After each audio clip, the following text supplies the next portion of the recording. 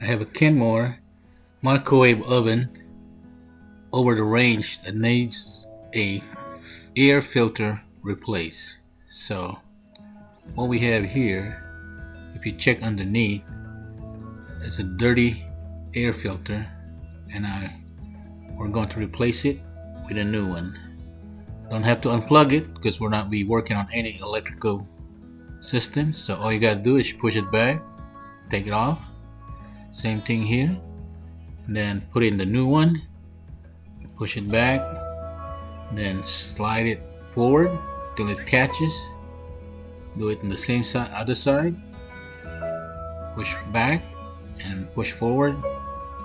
Pretty easy, simple, and do this every time that your filter gets clogged up and dirty.